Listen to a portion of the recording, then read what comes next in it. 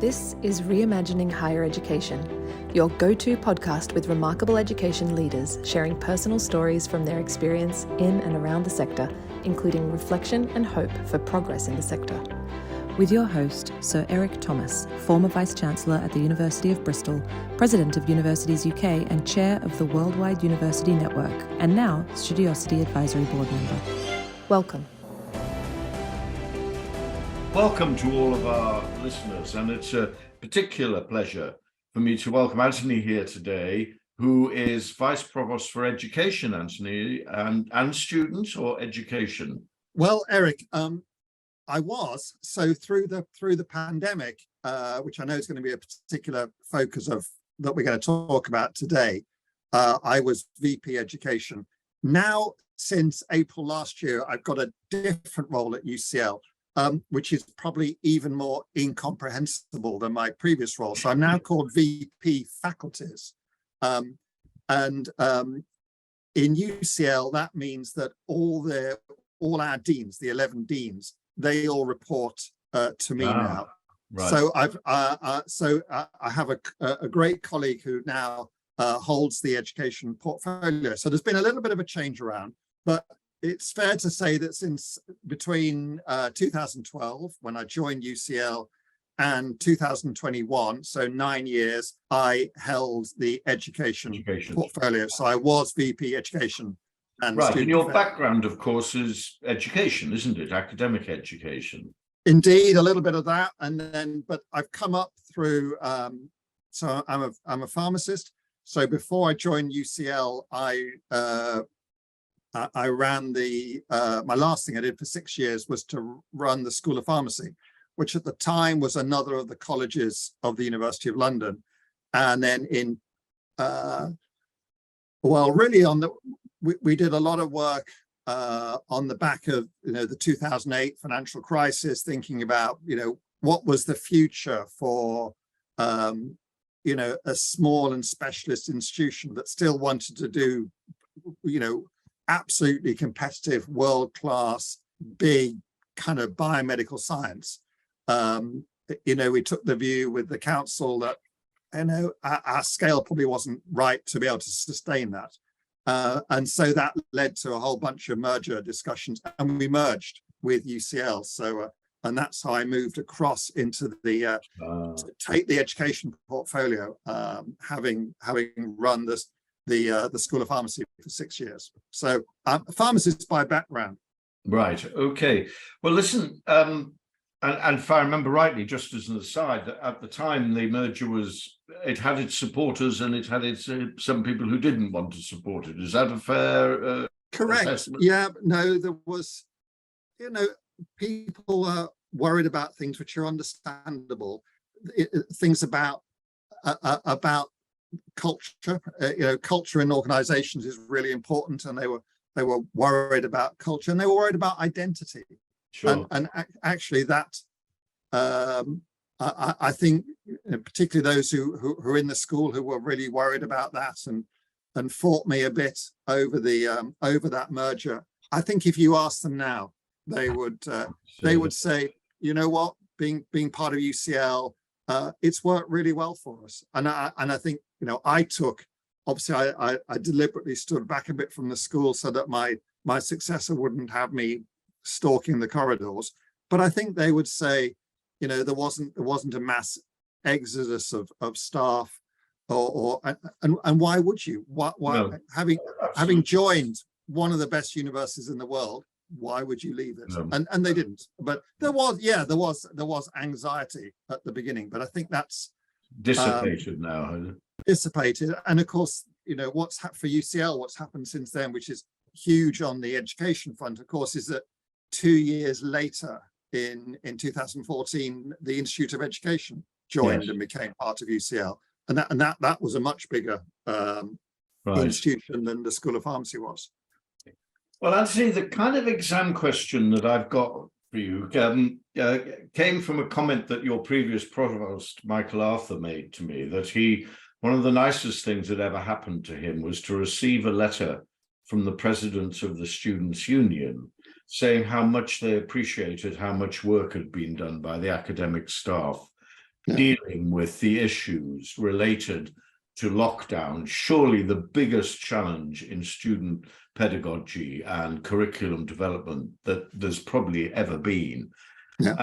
And at the time, I was on the governing body of a London institution that mainly focuses on creative arts.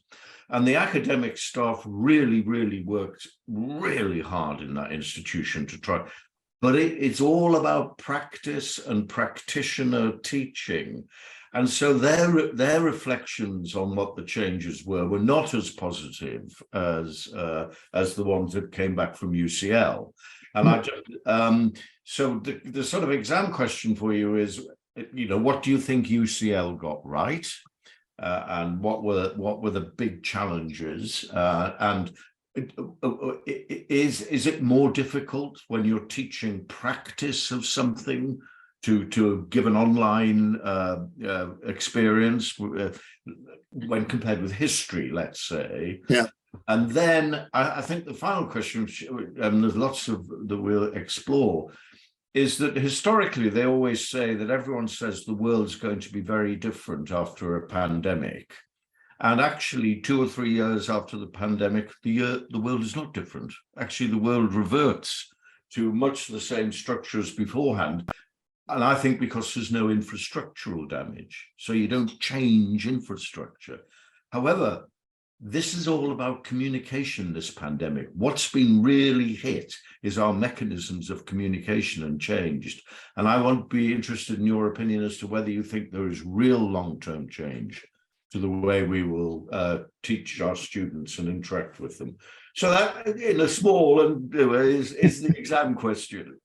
Right. Okay. Well, there's a lot to go at there. So yeah, I mean, it was a really special moment. I know for Michael Arthur, when the students sent that letter, and I think it reflected lots of things. There was no magic bullet at all. And I suppose just as a reminder to I guess to me and to everyone listening, of course, is that we're right in, aren't we? We're right in the third. It's hard to imagine the third anniversary of all this stuff. UK lockdown was March the 23rd, so we're soon at that date.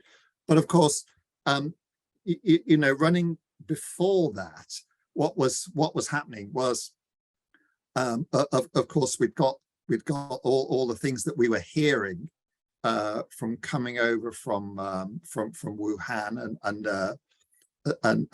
the response that was happening over there to what, of course, by now 3 years ago, the WHO had called it as a pandemic, but we weren't really seeing it in our part of the world until, if you remember, Northern Italy, ski resorts and all that kind of stuff. And that idea that when the first case appeared in the UK, etc., it all seems rather quaint now. But what we were getting at and beginning to prepare for, certainly this time 3 years ago, so we weren't in lockdown now, but we had massive concern from a lot of students, particularly international students, who were obviously in contact with their families. They knew what they were facing back home, and they were really worried about what you meant we the UK, were seemingly unprepared about it.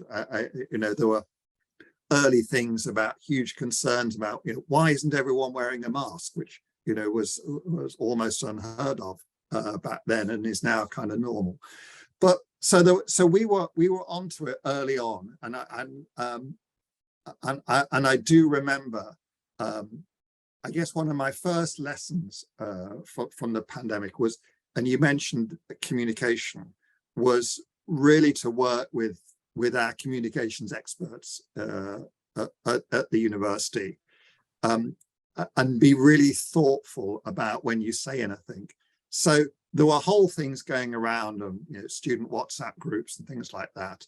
And and email, obviously. And somebody emailed me in my role then as being responsible for education. And they were worried about travel, and if they went back home, about visas and all those sort of things which are occupy understandably international students. And I just said in an email, yes, don't worry, if you want to travel home, we will fix it.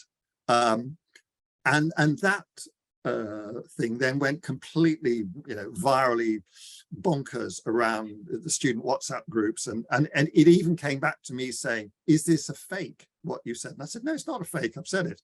But it just kind of made me think that you have to think really carefully before about comms. So I think a first lesson was about working with communications professionals to think about it, but and to get a consistency of messaging. I think the other thing that we did early on, which may have sown the seeds of the students then, reflecting back on that, how we'd support them through the pandemic, was absolutely working in partnership with the students. Now, it's easy to say that, and maybe in some places it's a bit like lip service. You expect someone to say, well, of course we work with the students, but here, we really did. On all our special working groups that we had the students with us. We particularly had the student leaders, and we were actually, we've always been fortunate, but through the pandemic we had really great student leaders in the Students' Union. So one had a particular responsibility for undergraduate education, another one for postgraduate, and they were just fantastic. And they were absolutely, it was a partnership. We walked alongside each other and we made all the decisions together. And there was some tricky things, because the way it fell, and obviously then ultimately leading to lockdown and on the 23rd of March, was that the thing we had to think about first was assessment, because the students had largely completed their term 1 and term 2 teaching, and they were about to go into a big period of assessment. And so suddenly, what are we going to do with these things? All the papers had been written, they'd all been moderated, they'd all been out to external examiners, so they were all good to go. The question was, how did we flip them from what we would have been doing and have been doing, of putting 2,000 to 3,000 students within a meter of each other in an invigilated exam hall? What we're going to do to flip those online, and we did put them online. And I think the things that the kind of things we had to work through that students were anxious about was the window that they had to take the exams in, and the questions which we didn't allow ourselves to get bogged down with, because we hadn't really got the answers, like the whole thing about identity and proctoring. But we decided that, given that our students were all over the world, we would actually give them a 24-hour window. This was our first go at it. We narrowed it down later in year 2, but in year 1 of that pandemic, we gave them 24 hours to respond to exams. And I think the experience of that, the students appreciated it. There was all sorts of anxieties of what if the tech goes wrong. So we're thinking about being really supportive with them and allowing being thoughtful and generous about the allowance of extenuating circumstances, that things that were beyond their control. And we also got a little bit worried about, would students really just, max out, as it were, and actually spend 24 hours doing a paper rather than the 3 that it was set for. And I think there was a little bit of that. Some disciplines were worried about it, and there was 1 or 2 that were worried about, well, will they just max out, and would everyone get 100%, that kind of thing. It didn't happen.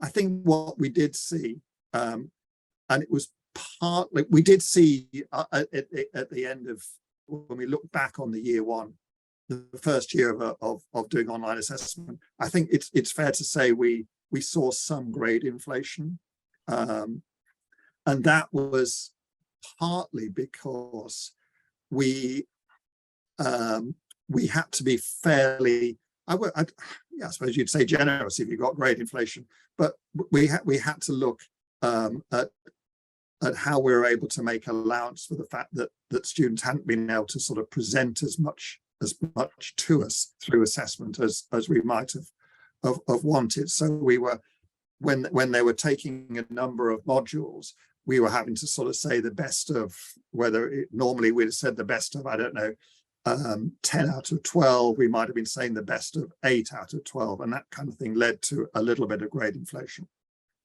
But what was interesting, actually, looking at one I think interesting upside from moving the exams online, when we looked at it, was actually then when we looked at our awarding gaps, and you know, crudely the gap between students of color and white students, that the gap that there had been a gap previously disappeared. So one of the good things was it pointed to a way in thinking about assessment that would you know, help us think about, you know, why we'd got an awarding gap, and how we you know, how we could close it. So assessment was the thing that really occupied us for the first 2 or 3 months. But then, of course, when it became clear that this pandemic was not going to go away in, you know, just blow through in a month or something, and we'd all be fine out the other end of it, it was going to last longer. We then, of course, had to start to turn our thinking to the next academic year, and the preparation for what we're going to do then. And I think, you know, the point that, you know, you made, Eric, in your opener was absolutely right, about thinking about, you know, could you, of course, you know, you could record your lectures, and they could, and even with that, actually, the delivery of that, there was a thing about, you know, did you want to deliver it, just have the pre-record them and make them available so students could kind of watch them asynchronously in their own time, or did you want to kind of put that kind of structure in it so that the delivery was synchronous? So you said, you know, so X will be giving their lecture at a certain time, and we had a mix of that, and some from both staff and students. Some really valued the flexibility. Some students really valued the flexibility of being able to do it asynchronously. Others told us, we want the structure of giving stuff, you know, having it synchronous in real time.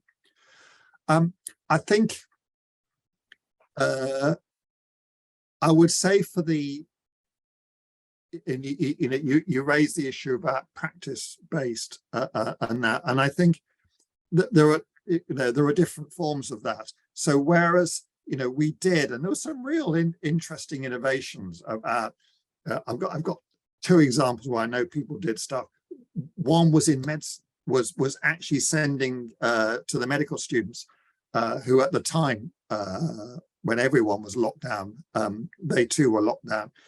You know, we were sending them little kits to go home to have a little think about. They weren't exactly dissecting anything, but the kind of some of them, you know, the manipulative skills, clinical skills, they were able to do a little bit with you know, being able to sort of sew things up and whatever, which I'm completely trivializing it, but it wasn't at all. But they were able to you know, have some sense of clinical skills, and then be able to go online to demonstrate that they'd actually got these you know, these sort of dexterous skills. And also the chemists were pretty inventive, and sending students kits of things that they could kind of literally do some experimentation in their kitchen. I think for us, probably the students who found it the hardest, and the staff, were I would probably say in fine art, where it was really difficult for them. because you can do some things, but you can't really recreate the sort of studio experience, in your bedroom or in your kitchen or whatever. So I think it was difficult for those, but I think for how we worked through with lectures, which were a mix of us, say both pre-recorded and some given live, but then also to be able to have seminars and people get used to talking as we are now. I think that went really well. And I think if we want to move on and think about what might be some of the long lasting effects of it, I think what was interesting, and when things did start to open up and students did start to come back for the first time, but it was obvious that there were going to be limits on with social distancing and class sizes and all that kind of stuff, and how many people we could put together at any one time. I think the things that we learned from that, and we learned from the students and talking with them about what they really value about face-to-face. And I think many were, they weren't so concerned about wanting to sit in a big lecture theatre and listen to the tiny person at the front speaking at them. I think, many found online and being able to sort of listen, go back and whatever, I think they found that quite helpful. But what they really valued about on campus being in person was where there really was an interaction with the member of staff, where they really were in discussion, and it was a dialogue. They weren't just being talked at. That's the things that they really value, and they also really value the social dimension of it. Yes. As well. And I think you forget that at your peril. The idea that you can just sit at home and do it all without that sort of social dimension. They missed that, and they really welcomed it when they came back on. But having said all that, I don't think any of that means the lecture is dead and we're all going to do it online, and that. I don't think that's going to happen. But I think it did really bring home to all of us about what students really value and want from being on campus. I think the other thing, sorry, go ahead. No, I mean, the things that first of all, I think that observation about exam success gap is awesome. I think it begs a series of profound questions as to why that happened, which is not for us to answer today, but people will need to think about that at some considerable length, I would say. I tell you, just a quick thought on that, Eric. I'll tell you what of course has happened. What I can't remember the date. What was the day in November when ChatGPT got released on us? Of course, that is now making everyone think, okay, what's that going to do for education and assessment? But I agree completely, and I worry that things like ChatGPT, which we're not talking about AI, but how that might drive, maybe I'm going to call them knee-jerk, but maybe hasty thinking about how we should assess students, and it might, when you think about ChatGPT, you think, oh well, let's get them all, no computers. Let's get them back in the exam hall, a meter apart, 3 hours, unseen, written exam. It can kind of drive you down that way, and that would be a mistake because of seeing how different students are able to perform and show us their best work through a diversity of means of assessment. I mean, the interesting thing is that the kind of sense of the moral position taken by the students. I mean, that, in the end, as a medical student, I knew I had to have the knowledge There was no point in me pretending to have the knowledge. Yeah. There was no point in me downloading it from the web or, getting somebody else to write my essays, because at some stage in the future, someone was going to depend upon me having the knowledge. Yes. Now, you can see that in a practice-based thing like medicine, but I think in general, students understand that they need to understand why Bismarck was such an important person in Prussian history, right? Not just have derived it or not derived it from something that they've got from a mill. I mean, do you think that's their general? I think that's their general position. I do as well, and I think it's incumbent on us to trust. And there wasn't, through particularly early days of the pandemic, when we were putting exams up for 24 hours, and of course people could talk to each other, and the things that would have been an absolute horror to have thought about before, probably, you had to go into it from a position of trust that, as you say, the vast majority of students, they want to show you their best, show you the best that they can be, and they're not going to cheat or that. There'll always be one or two, but I think you can't have a system which is necessarily based on, well, we have to be like this to catch out that the tiny number that might be seeking to pull the wool over your eyes. Because, we're very fortunate, aren't we? We spend our lives working with really clever individuals, whether they're at the beginning of their career or further down their career. And these, we all know how it works for the exact reasons that you said. And you'll get found out, and people, don't want to do that. So I think, but an honesty and a trust, I think that was also really important for us, working with the students. So we would, the sort of things that we discussed and really were soul searched about, we did it with the students. What do you think? And one reflection that I hope we've continued that since, is that the kind of decisions that we made probably in an afternoon, a 1 hour meeting in an afternoon, hitherto we'd have probably consulted for at least a year, and then we'd have probably said, oh, this is a bit difficult, I think we should maybe set it aside for a little bit. It really pushed you, because you had to make decisions, and I kind of hope we've at least we've retained that sense of being a little bit more agile than we were before. We can make decisions and the world won't fall around. Because absolutely. If I was to feed back to you that Peter Matheson, the Vice Chancellor of the University of Edinburgh, said that he could invoke more change in the pedagogy and the provision of online education in 3 months at the beginning of lockdown than he could have done in 10 years. Absolutely. Previously. Yeah. And that there was a degree of flexibility shown by both students and academics, and that's great news. But a little final observation, Anthony. I did some work with FutureLearn. Yes.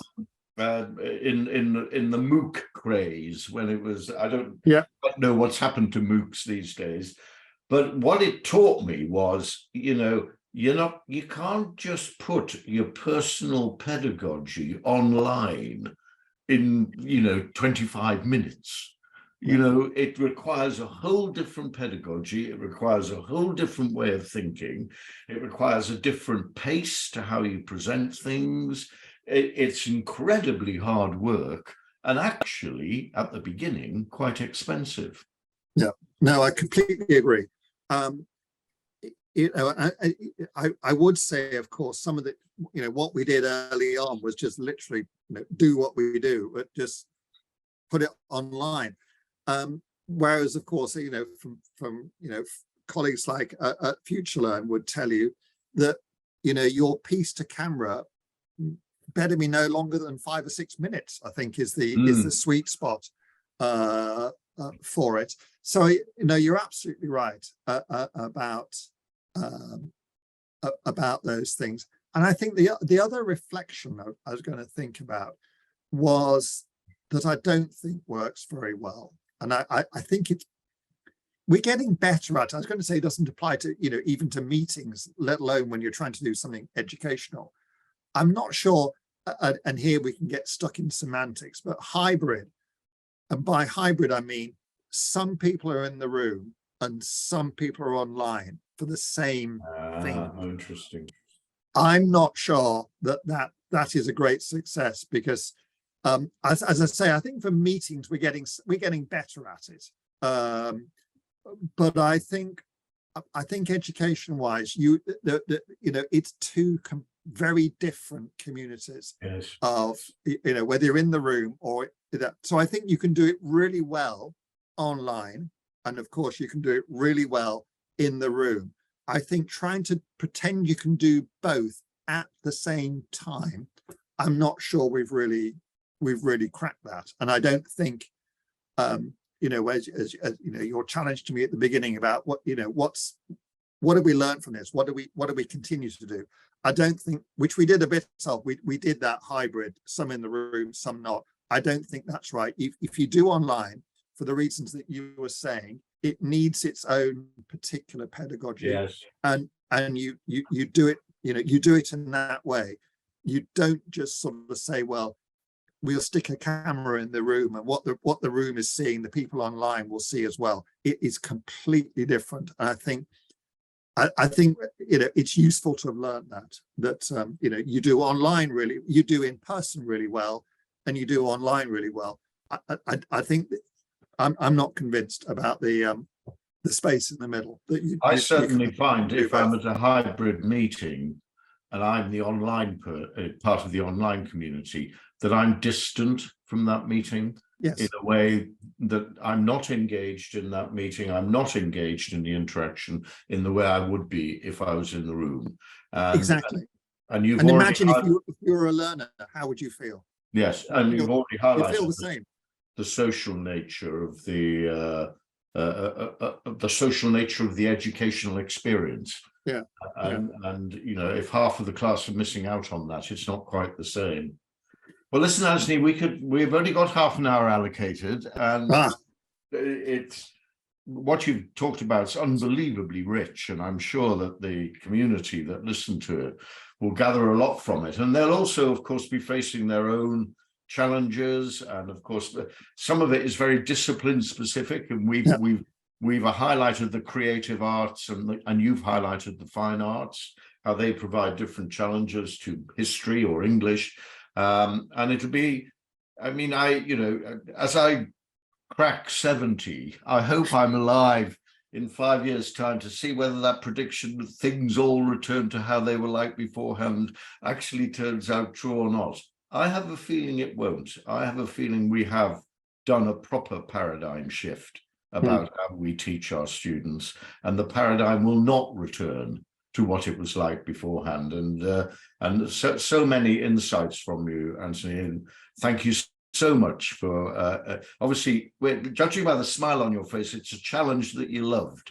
Yeah, it is. It's been great. It was intense, and it still has its moments, but I think there was also great support because we were all in it together. Every institution was facing it. So great support from peers and all the things that we actually do really well in higher education, about sharing ideas and thinking and learning from each other. That it was an intense period, but I guess those of us who held the education portfolios thought we were at the real sharp end of it, but there were lots of others as well, but it was they were busy but important times, and you kind of had a real sense. This is as you said, this was probably the most significant thing that we've had to face. Well, Anthony, thank you very much indeed, and I know our listeners will have taken lots from it. So thanks very much indeed. My pleasure. Visit studiosity.com/studentsfirst for the next Students First Symposium, an open forum for faculty, staff and academics to candidly discuss and progress the issues that matter most in higher education.